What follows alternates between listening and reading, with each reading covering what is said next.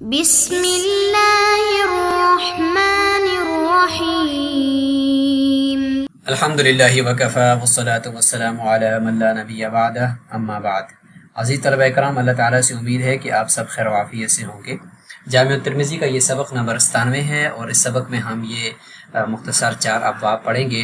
اور پہلا باب ہے جس میں کہ 2 سجدوں کے درمیان اگر نفل نماز ہے تو کون سی مسنون دعائیں ہیں جو پڑھنی چاہیے۔ فرائض میں تو جو 2 سجدوں کے درمیان جلسہ ہے وہ مختصر کرنا ہوتا ہے، لیکن نوافل کے اندر اس کو طویل کیا جا سکتا ہے۔ تو کیا پڑھنا چاہیے، کون سی مسنون دعائیں ہیں، اس کا ذکر ہوگا۔ اور دوسرا باب ہے کہ سجدہ اگر آپ نوافل کے اندر لمبا کرتے ہیں تو اس صورت میں اپنی کونیوں کے ذریعے سے اپنے گھٹنوں کے ساتھ اگر ٹیک لگاتے ہیں، اگر آپ کے بازو تھک گئے ہیں تو اس کی بھی اجازت ہے۔ اسی طریقے سے تیسرا باب ہے سجدے سے جب آپ دوسری رکعت کے لیے سیدھے کھڑے ہوتے ہیں یا تیسری رکعت کے بعد چوتھی رکعت کے لیے جب آپ کھڑے ہوتے ہیں تو بیچ میں کیا سجدے سے پہلے بیٹھنا ہے، جلسہ استراحت کرنی ہے، یا سیدھا ہی کھڑا ہونا ہے۔ اس حوالے سے امام شافعی رحمہ اللہ اور دیگر ائمہ کے اقوال دیکھے جائیں گے۔ اور پھر اسی کے ضمن میں دوسرا باب ہوگا کہ کیا وہ بیٹھنا ضروری بھی ہے یا سنت ہے یا نہیں ہے۔ گزشتہ سبق کا خلاصہ آپ یہاں پہ ملاحظہ فرمائیں کہ سجدے میں پیٹھ کو سیدھا رکھنا یا اسی طریقے سے اقعاء کا مسئلہ تھا، اور اس باب کے اندر ہم 2 سجدوں کے درمیان دعائیں اور سیدھے سے اٹھنے کا جو بیان ہوگا اور دیگر فوائد اور حکمتیں ہوں گی۔ پہلا باب دیکھ لیتے ہیں، باب ما یقول بین السجدتین۔ وبه قال حدثنا سلمة بن شبیب قال حدثنا زید بن حباب عن کامل ابی العلاء عن حبیب بن ابی ثابت عن سعید بن جبیر عن ابن عباس رضی اللہ عنہما ان النبی صلی اللہ علیہ وسلم كان يقول بین السجدتین اللهم اغفر لي وارحمني واجبرني واهدني وارزقني۔ اور حضرت عبداللہ بن عباس رضی اللہ عنہ فرماتے ہیں کہ رسول اللہ صلی اللہ علیہ وسلم 2 سجدوں کے درمیان یہ دعا پڑھا کرتے تھے، اللہم اغفر لی وارحمنی واجبرنی واہدینی وارزقنی۔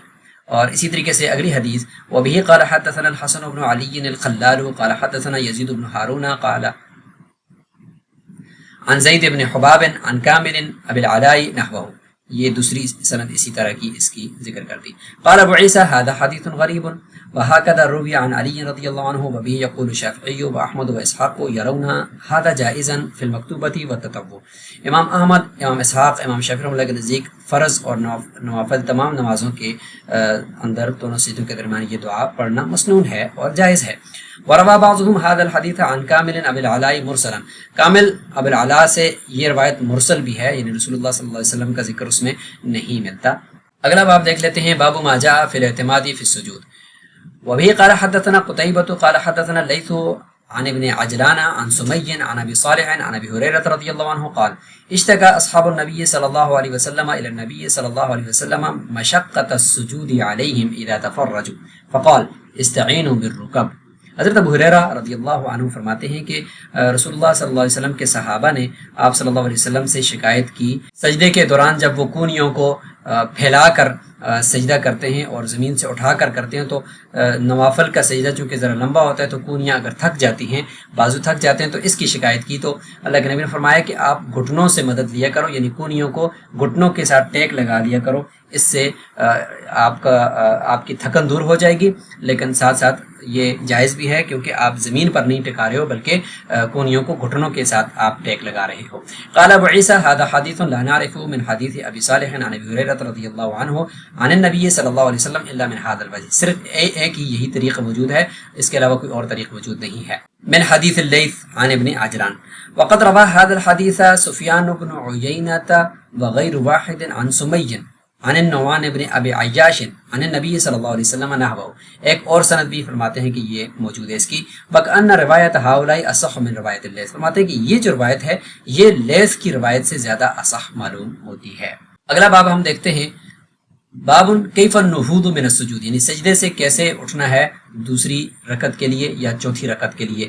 وبه قال حدثنا علي بن حجر قال حدثنا هشيم عن خالد الحذاء عن ابي قلابة عن مالك بن الحويرث الليثي رضي الله عنه انه راى رسول الله صلى الله عليه وسلم يصلي فكان اذا كان في وتر من صلاته لم ينهض حتى يستوي جالسا۔ مالک بن حویرث لیثی رضی اللہ عنہ فرماتے ہیں کہ انہوں نے رسول اللہ صلی اللہ علیہ وسلم کو دیکھا کہ آپ صلی اللہ علیہ وسلم نماز پڑھ رہے تھے اور فرمایا کہ جب آپ صلی اللہ علیہ وسلم اپنی نماز کی طاق رکعت میں ہوتے تھے، یعنی پہلی رکعت یا تیسری رکعت میں ہوتے تھے، اور پھر وہاں سے دوسری رکعت یا چوتھی رکعت کے لیے جب اٹھتے تھے تو چونکہ بیچ میں اب کوئی تشہد تو ہے نہیں ہے تو سیدھا کھڑا ہونا تھا، تو اللہ کے نبی فرماتے ہیں کہ وہ نہیں کھڑے ہوتے تھے یہاں تک کہ وہ پہلے ٹھہرتے تھے، یعنی جلسہ استراحت کرتے تھے اور خوب بیٹھ کر پھر اٹھتے تھے۔ تو یہ جلسہ استراحت کیا مسنون ہے یا نہیں؟ تو امام ترمذی رحمہ اللہ وہ اس کو ثابت کر رہے ہیں کہ یہ مسنون ہے۔ قال ابو عیسیٰ حدیث مالک بن الحویرث رضی اللہ عنہ حدیث حسن صحیح والعمل علیہ عند بعض اہل العلم وبہ یقول اصحابنا، یعنی شوافی کے نزدیک بھی یہی قول ہے کہ دوسری رکعت کو جاتے ہوئے یا چوتھی رکعت کو جاتے ہوئے بیچ میں جلسہ استراحت کرنا ہوگا۔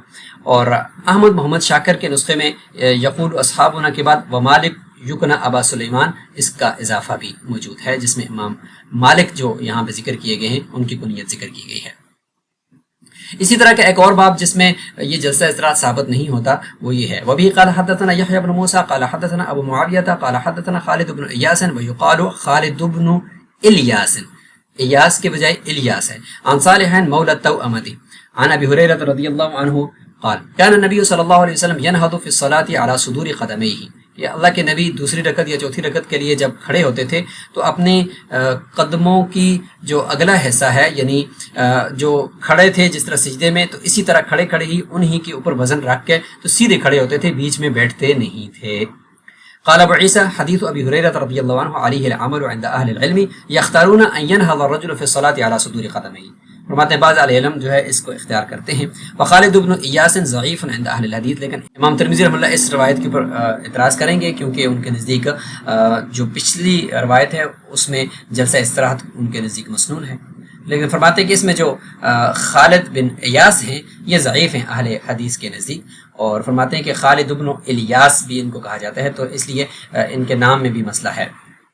وصالح مولى التوأمة، یہ کون ہیں؟ فرماتے ہیں کہ ہوا صالح بن ابی صالح، وہ ابو صالح یعنی ان کے جو باپ ہیں ان کا نام نبہان تھا اور یہ مدنی ہے۔ کچھ روات کے حالات بھی دیکھ لیتے ہیں۔ سلمہ بن شبیب المسمعی النسابوری، یہ مکہ کے اندر رہائشی تھے۔ زید بن حباب، یہ ابو الحسین العقلی خراسانی الاصل ہیں۔ کامل ابو العلا، یہ ابن العلا التمیمی السعدی ہیں، اور ان کی ایک کنیت ابو عبداللہ، یہ کوفی ہیں اور صدوق ہیں۔ حبیب بن ابی ثابت، یہ قیس ہیں اور ان کو ہند بن دینار الاسدی بھی کہا جاتا ہے، اور ابو یحییٰ ان کی کنیت ہے۔ سعید بن جبیر الاسدی، یہ کوفہ کے رہائشی تھے۔ عبداللہ بن عباس، عبداللہ الحبر البحر رضی اللہ عنہ۔ اور آگے ہم اس سند کے روات کو دیکھتے ہیں۔ قتیبہ بن سعید الثقفی البغلانی، لیث بن سعد الفہمی، ابن عجلان محمد المدنی، سمیہ سین کے ضمے کے ساتھ، یہ ابو بکر بن عبد الرحمن بن حارث بن ہشام المدنی ہیں۔ اگلی سند کے روات علی بن حجر السعدی المروزی، یہ بغداد کے رہائشی تھے، ثقہ تھے۔ حشیم بن بشیر بن قاسم بن دینار السلمی، ابو معاویہ ان کی کنیت ہے، اور معاویہ بن ابی خازم۔ خالد الحذا، یہ خالد بن مہران ابو المنازل البصری۔ ابو قلابہ عبداللہ بن زید بن عمر ابو عامر الجرمی، یہ بصری ہیں۔ مالک بن حویرث اللیثی، ابو سلیمان ان کی کنیت ہے، الصحابی، ظاہر ہے کہ مالک بن حویرث ایک مشہور صحابی ہیں۔ یحییٰ بن موسیٰ البلخی، ملقب ان کا لقب ہے خط۔ ابو معاویہ محمد بن خازم الضریر الکوفی۔ خالد بن الیاس، ان کو ایاس بن سخر بن ابی الجہم، عبید بن حذیفہ ابو الہیثم العدوی المدنی، یہ مسجد نبوی کے امام بھی رہے ہیں اور ان کو متروک الحدیث بھی کہا جاتا ہے۔ صالح مولى التوأمة ابن نبہان المدنی، یہ صدوق ہیں۔ اسناد کی اگر ہم لطائف کو دیکھتے ہیں تو اس سند کے لطائف میں یہ ہے کہ یہ خماسی ہے، یعنی امام ترمذی سے رسول اللہ صلی اللہ علیہ وسلم تک صرف 5 واسطے ہیں، اور اس سند کی تخریج کو ہم دیکھتے ہیں کہ یہ سند حدیث کی دوسری جو کتابیں ہیں ان کے ان صفحات اور ان جلدوں کے اندر یہ موجود ہیں۔